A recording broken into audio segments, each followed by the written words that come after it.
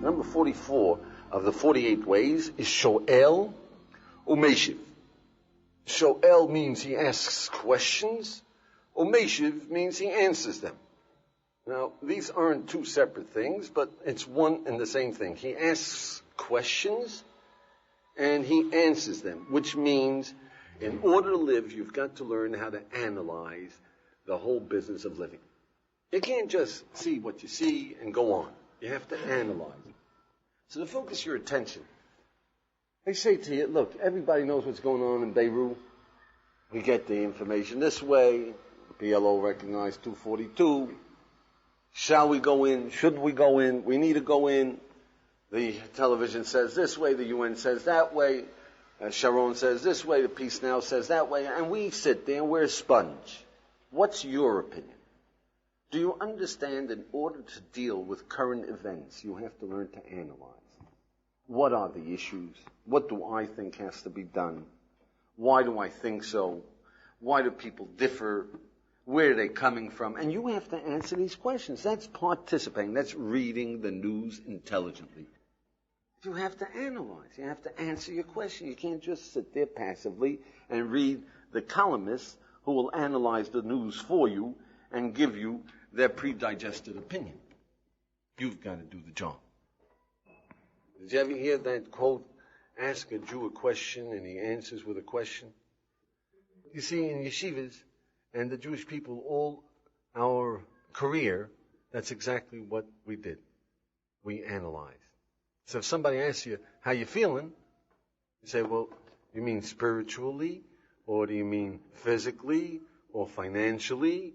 Or, you understand? How can I answer you? First, I got to know what you're talking about. Analyze this. What are the possibilities? Today, how would you react? How you feeling? Fine. And today, it's the proper response because he doesn't ask the question to find out how you're feeling spiritually, financially. He says, how you feeling? He doesn't really want an answer. Yeah. But at one time, people meant what they said. They analyzed what was, and this is what you have to do in order to live. You got to realize where people are coming from, but at the same time, you want to understand really what is living about.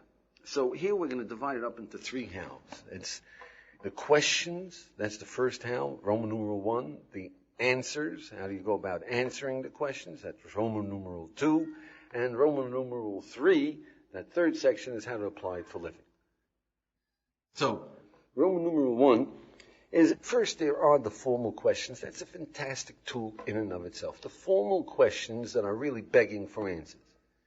And those formal questions are the questions that we try to drill you into, and that's what you got to do. You got to drill. You know what questions we constantly repeat in this class, in the 48 ways? What? First define. What do we got to do? How? How do we go about it? These are begging for their own answers, right? Why? Why do we need it? And Lamaisa, what are we going to do about it? Before you're going to argue whether there is free will or not, ask yourself, what do I mean by free will? How do I use it? Why is it so? And what am I going to do about it? Okay, so these questions are formal questions. You just got to pick up the habit, drill them, and you'll got it. Number 2 is appreciate that these 4 questions are 4 of the 48 ways. The question of what is the second of the 48 ways, that Shmiat Ta'ozen. Define your terms. So it's turned into a tool, a question. What? How is Lomen Amanas Lasos? Apply your learning. Why is Bina Talev? These 4 questions are direct applications of the 48 ways. Realize that there is a class that we follow up the 48 ways with, and that is the applications, the tools class. 48 questions that you should ask, formal questions that you can ask to use the 48 ways as a tool for digging into a concept. All right, number 3 is that there are more difficult questions that you can't ask on everything. And what questions are they? They are called questions of opportunities. You have to see a relationship between one concept and another. You can't just formalize it. Yeah? You can formalize it. You can say, is there any contradiction to what I've heard before? Right? But it's something you have to pick up. Like, should we love humanity? What do you say? Should you love humanity? Yeah. Can I obligate you to love? No. Is there a contradiction in those two statements? In those two answers? You should love humanity, but we can't obligate you to love. And what do you mean by should? What is that? Should means there's a... Do you see that? What's your name? Sam? Scott. Do you see that if you say should, it means it's the right thing to do, right? What else does should mean? You should love humanity. Everybody is in favor. We should all love every human being except for the really bad ones, right? Yeah. All right, analyze. It seems to me there's a contradiction. If you say you should, it means it's the right thing to do. Do you have an obligation to do the right thing? If you would say it is nice, it is a sweet thing to fall in love with humanity, yeah, all right. But if you're using the word should means it's something that is an obligation. It's the right thing to do. Seems to me. You think differently, fine. I'm not arguing the issue. You know? I'm just showing this is a question of opportunity, that you have to catch this. Hey, look what I said here. Look what I said there. Is there a contradiction? Is one of them right? Is one of them wrong? Are they both right? These are questions that you have to pick up. You can't say, what, how, why. You have to be sensitive to the contradictions, to the comparisons, to the things that deal with each other. B of this is that there are special techniques in Torah which I don't suggest that you use for the world, because the world happens to be a bit redundant. You see, in the Torah, the Almighty is not redundant. He doesn't repeat something. So you have to ask yourself, why is it repeated? He's not verbose. Yeah. He doesn't use extra words. Right? So you have to say, why is this word? He doesn't arbitrarily use a term. So you say, why are there different names of God? Why does it say the Almighty Yud-Kei Vov-Kei spoke to Moses, and Elohim spoke to Moses, and Shakai spoke to Moses, and why the different names?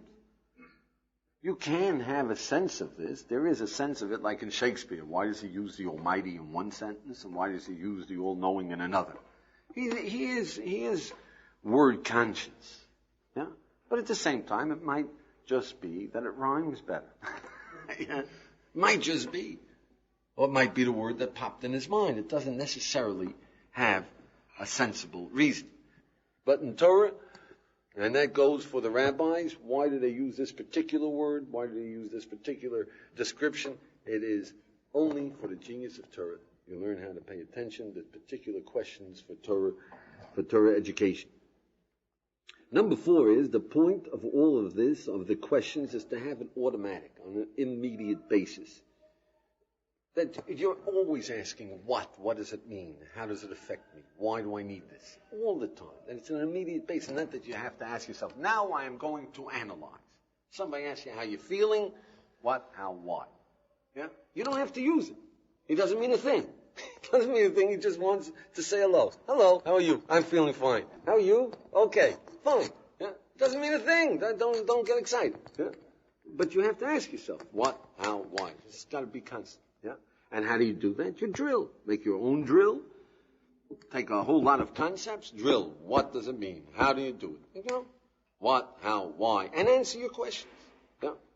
Number 5 is that for contradictions and comparisons, these subtle things, there you need a class or long experience. Now, in the yeshivas, that's what we teach you. We teach you how to ask questions. That's our tool. That's the way that is adopted amongst yeshivas. You know, in the world at large, there are different tools that are made a whole way of life. And it's powerful. Learn from them. The Hasidim use joy. The Balei Musa use know yourself. Bina Talev. The yoga use accept pain. Or accept frustration. The different types of yoga. Transcendental meditation uses purity. These are all one of the 48 ways. And if people perfect it, it's powerful. In the yeshiva movement, in the Jewish people today, they are perfecting analyzing.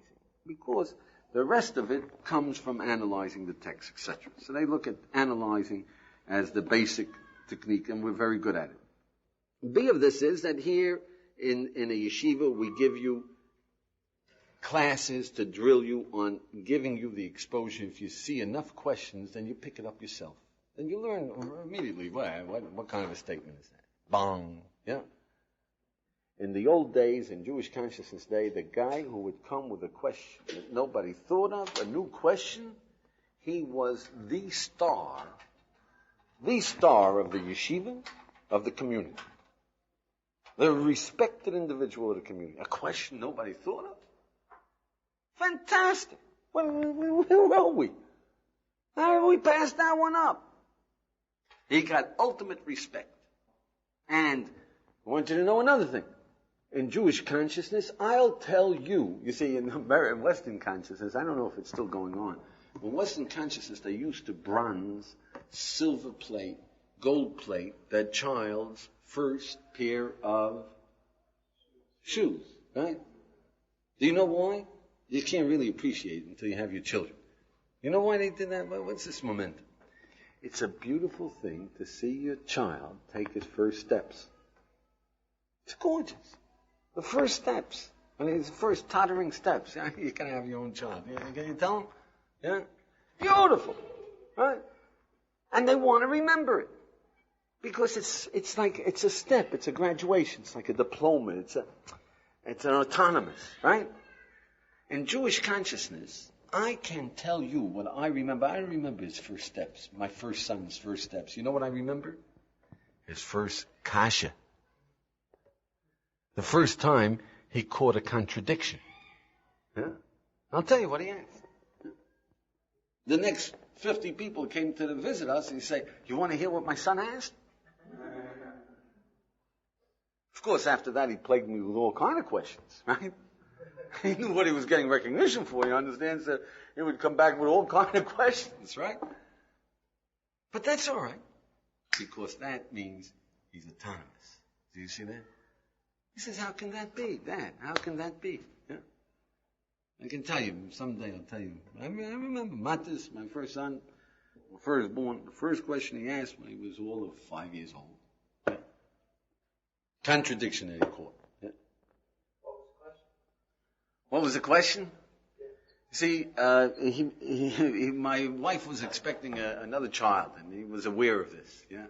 So he came home one day and he asked my wife. He said, "What do you want, a boy or a girl?" So my wife said, "Look, whatever we got, whatever the Almighty gives us, will be fine." He says, "I didn't ask you whether it'll be fine. I want to know which do you prefer? Which do you like, a boy or a girl?" Yeah? So she told him, what's the difference? Whatever. He says, "I want to know because I want to pray." Yeah?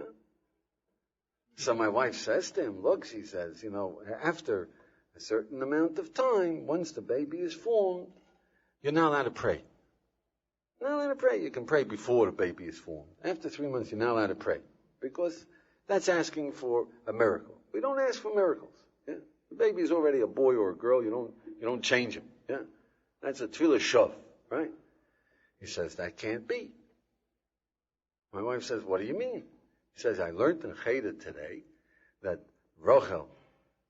that Dina was expecting her 7th child, and she prayed that it be a girl, so that Rachel Imenu would have a chance at having one of the Shiftei Kol, one of the 12 tribes, right? It turned into Dina.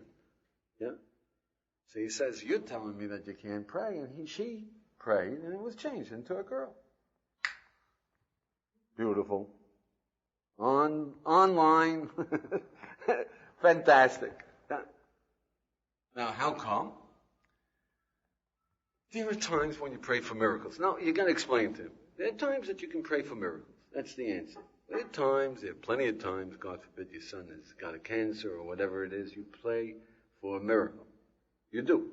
You ask the Almighty for miracles, but it's not common practice. But as far as he was concerned, it was a contradiction. You follow? And that contradiction, we gave him full credit. He was alert. He saw. Okay, so at any rate, the Jewish people used to drill this. And it's something that you would have had, if Jewish consciousness was around. Number 6 is that there is a PhD of questions. There's a PhD of questions, and that's what you get in a yeshiva. At one time, the yeshivas had students who knew all of Torah.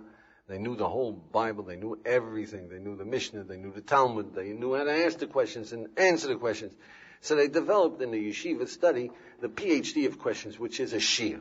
If you become sophisticated enough, then you walk into a class where a great rabbi will ask a question upon another question, come to a conclusion, show you that this must be the premise, and then bring you another conclusion from somewhere else and show you that there's a contradiction, and put together another 5 contradictions which show you that this is an impossible situation, and then cut through and give you the principle that will answer them all. That's the PhD of questions and answers. A shir in a yeshiva gedolah, in the graduate school of a yeshiva, where people really are aware, they're fast, they know what it's about, they listen to the whole structure, they follow, they see that they could have taken it a step further. That's what a yeshiva is about. You should know, that's what they're doing. So they're really dealing with wisdom, but they're dealing with the techniques of putting together the full picture. Number 7 is, as we already mentioned, that there are special questions that are due to the genius of Torah, and there you simply have to have the definition of the material and the drill in asking the questions. What is redundant? What are the words? When are they used? Etc., etc. That takes a lot of practice. Yeah? A lot of practice. Number 8 is that there's the complete question almanac and dictionary and illustrative book, the do-it-yourself guide to questions and answers, and that is the Talmud. That's there to teach us how to analyze, how to ask the questions, how to use each one of the 48 ways. And you're welcome to stick around. We'll give you an introduction. We'll start you on your career. All right, now Roman numeral 2 is the answers. Okay, so we got the questions. Now what do we do about the answers? Number 1 about the answers is that realize the point of all questions are the answers. Don't stop. A question isn't the end of the game. In Yiddish, they used to say, from a question, stalt man it. You don't die because you got a question. You think about it. Yeah. So realize that a question is a tool for clarification. You don't understand. Yeah. Sometimes the question will blow away a premise. But just because you got a question is just an invitation to further clarification and to see what is the miscomprehension. So, for example, when I was going to university, if you challenged a guy and say, listen, I'll give you proof that there's a God, fix. He had to be an intellectual. He had to come out, gird on his armor, and take you on. Can you imagine such a time? It wasn't so long ago. Today, you ask a guy, come on, I'll prove to you that there's a God. He says, I'm not interested. Not interested as to whether there's a God. It's irrelevant. I prefer not to know. Mind-boggling, the answers you get today. Try it out, But at any rate, the one question that people would pick up, you say, I'm an atheist. Give me the evidence.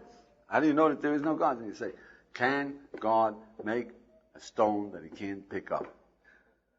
Did you ever hear that one? You heard that? How many of you heard that? Yeah.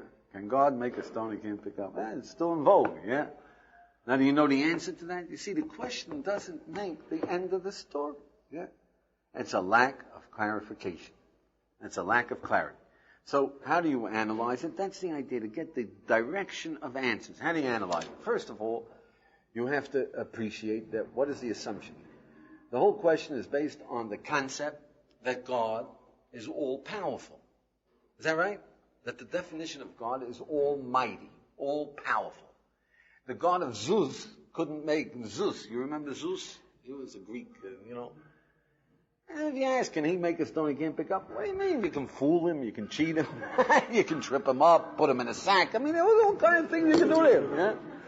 So can he make a stone he can't pick up? Sure he can. But we Jews, we taught the world, we came across to the world that the Almighty, all-powerful, almighty, beyond anything. So they say, if that's your premise, the Jewish God, right, then we'll give you an inherent contradiction.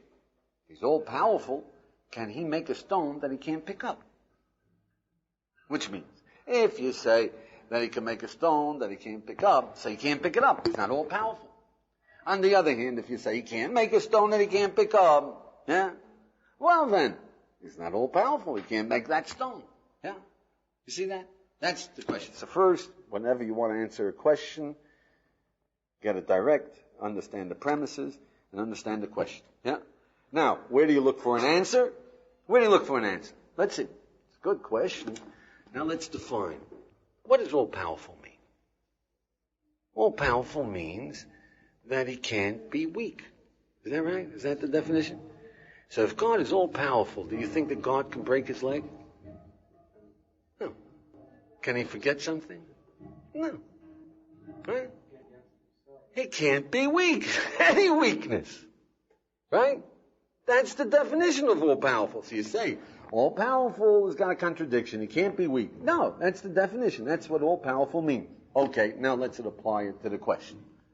Can God make a stone he can't pick up? Can he? No. Because he's all-powerful. There can't be a stone that he can't pick up. So he can't be weak. So there you have a question and the method of tracking it down and getting a clarity. And now you understand that when you say all-powerful, you don't really focus on the meaning of that term. All-powerful, friend, is almighty powerful. Wow. Okay, so number 2 is that realize that there are the simple questions, the formal questions. I shouldn't say the simple question, but the formal questions, you just know it just takes time. What is free will? Don't give up. You're using it every day. You know, what is love? Look, you say you love someone, you must have a definition. Do you see that? You just have to have the patience to get in contact with your powers of articulation. But it's got to be something that you know. No, do you bafoof stick anyone?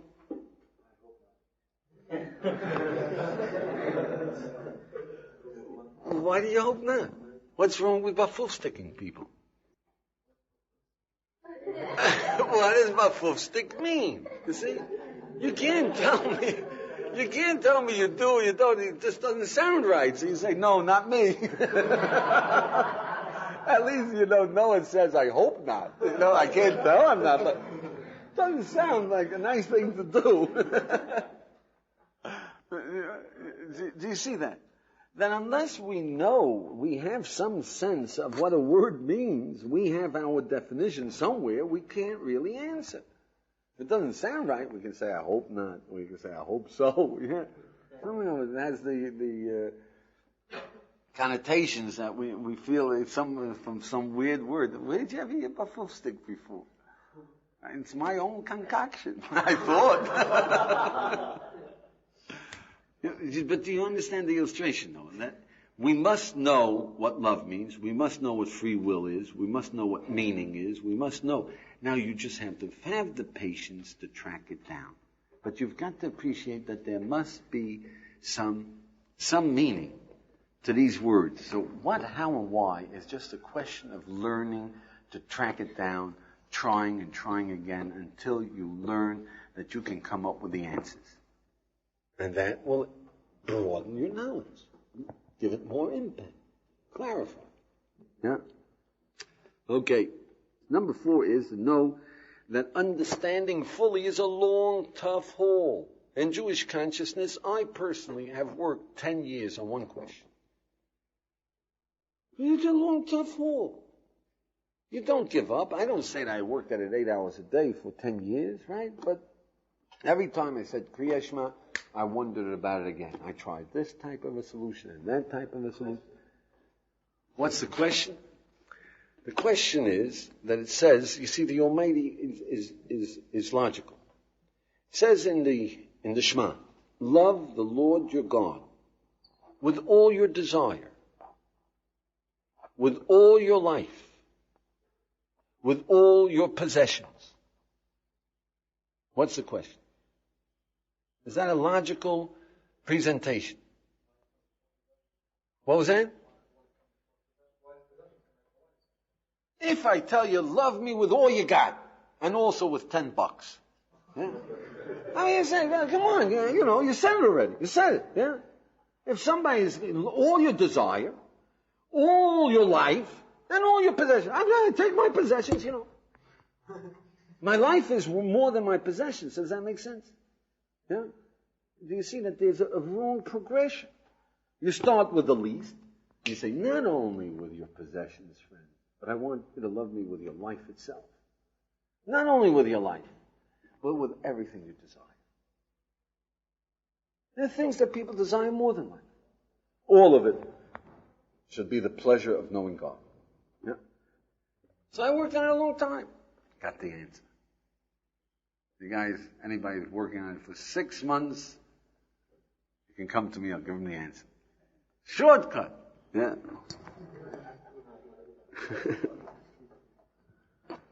Okay, number 5 is that with experience there's a point when a question is put up. I mean, you've got to, when you're a professional, it's like when you walk into a real professional diagnostician, a doctor with a diagnostician, you walk through the door, he says you have a pain in the leg, or I see that you are anemic, or where does he pick it up? Yeah. When you're a professional in questions and answers, when you hear a question, you immediately know the direction of the answer itself. The fact that you have a question over here that you need more details, you got to look up the sources. Yeah. You sort it out immediately. You know where it's coming from. Now, this is not only in wisdom. The same thing goes when you walk in with a mechanic with your car, something's wrong. Yeah? He knows, like, the car's still moving, so it's not the tires. Yeah, right? He listens to the motor and he says, it's the spark plugs, right? You got it? So the same thing goes with questions. With experience, you hear a question coming, you know which direction the answer. You need a little more information over here. Or this is a question that shakes my whole premise. Back to the drawing board. It's a professionalism that it really takes to know whether your position is well established, whether it's threatened, whether you want to change your opinion, etc. It takes a tremendous amount of experience. Do you see that? That's a powerful living. Okay. Roman numeral 3. For living, we've taught you what? Questions and answers. You ask the question. You give the answers and build it up. That's what the technique is. Now, how do you apply it to living? So number 1 is, ask your questions. For goodness sake, don't suffer your questions. Ask them, analyze them, find out, get your information, do it. Do you have a question as to whether or not there is a God? How come so many people believe in it, and how come so many people don't believe in it, and what is he doing in this world? Get your questions out of you and start answering them.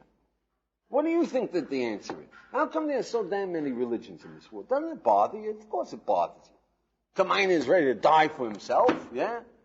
And kill all the Sunnis, right? And the Catholics are sure of their thing. And occasionally you come across a Jew who's sure of his thing. Huh? Occasionally. Not too often, right? Yeah. But occasionally.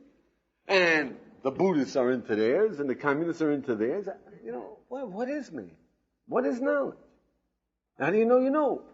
It is bothering you. You've got to understand that it's bothering you. Do you see that? Well, then you got to track it down. You just can't. You can't survive life. You have to live it. Every one of us is thinking, what is my potential in life? What's holding me back? Are we there or not? If you're there, don't let it lie there. Take it out and analyze it. Is that the real question? Good. Think it through. You know you're not using your potential. You know you can study harder. You can play ball harder. The question is, how do I get myself moving? Right? All right, what's the problem with moving? I want to and I don't feel like it. And maybe we discovered free will. Huh? You gotta make a decision to move. All right, my friends, this is the idea. You've got to find your questions, and all of us are walking around with questions. You don't suffer these questions. You have to live with them. You have to live with them. But at the same time, number 2 is that for life, analyze. You're going to get married? Why?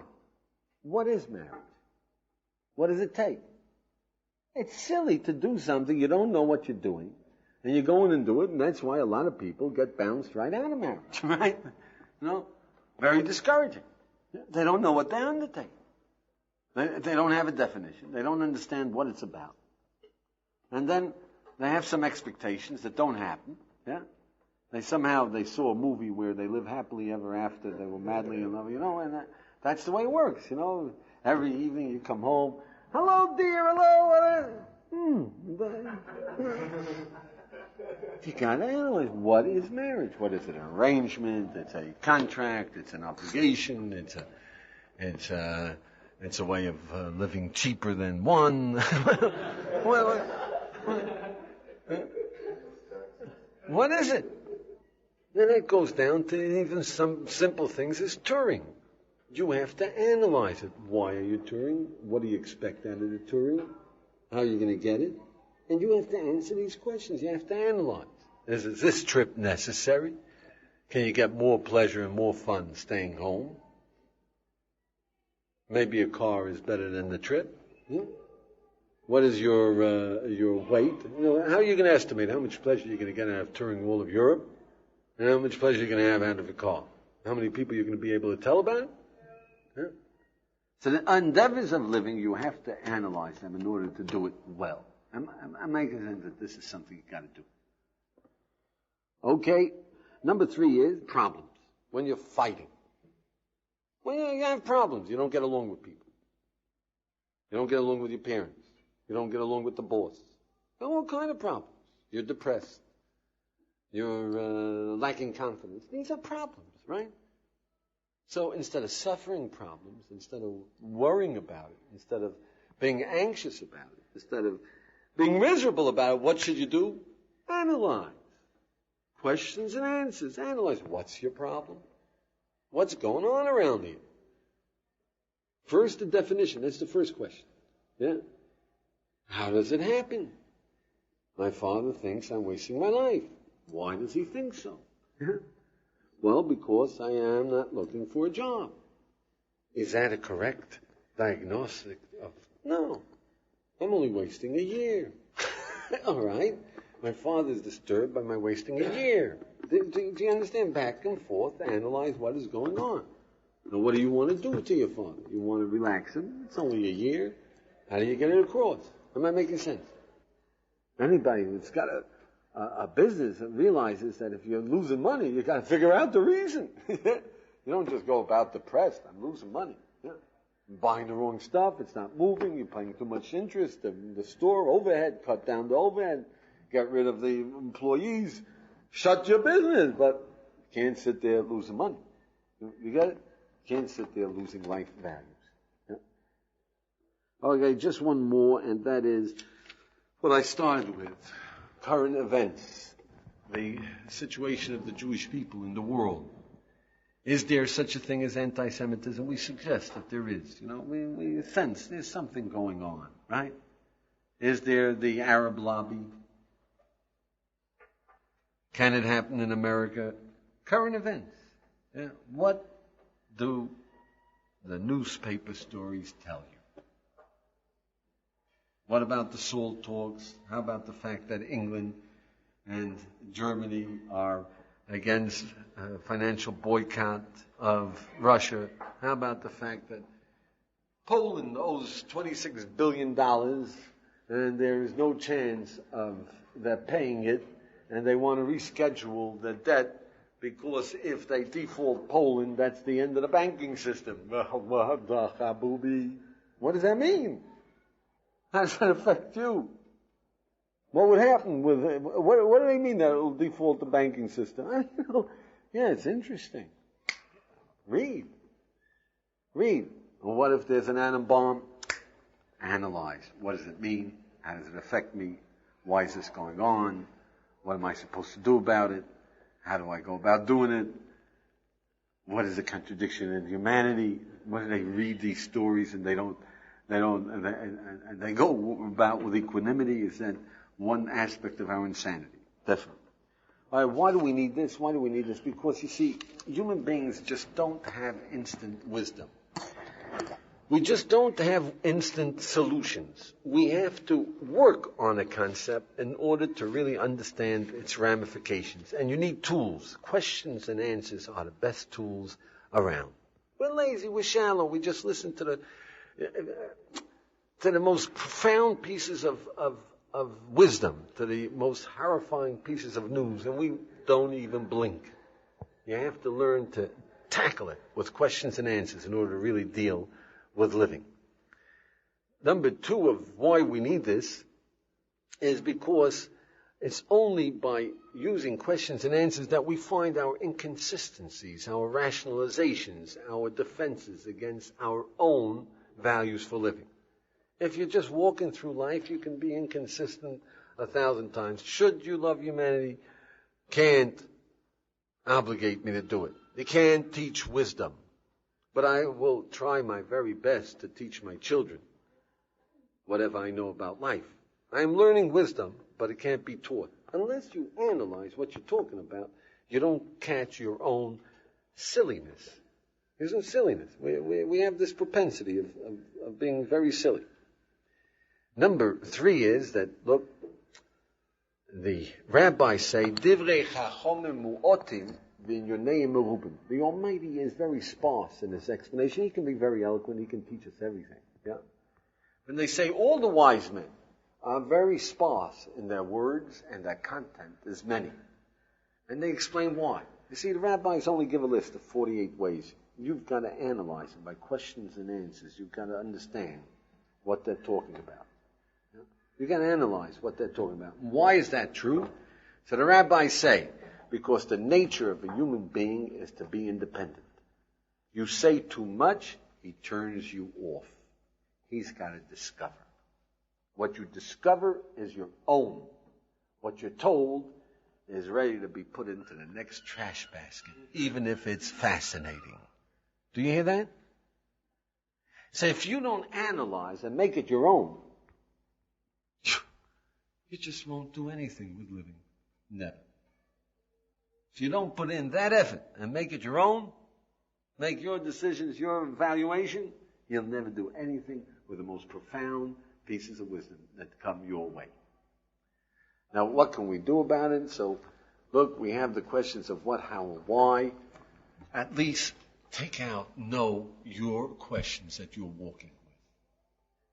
You're walking with the question, what, you want to be a good man? You really are perplexed. What is it that I really want to be? Why do I want to be? Why do you want to be good? Are you perplexed as to whether or not you have free will? Find 5 things that really are underneath. They're itching you. Yeah? And at least use the what, how, and why to analyze. For yourself, to analyze. What is it? How far can you get? I thank you. You have been listening to the 48 Ways to Wisdom.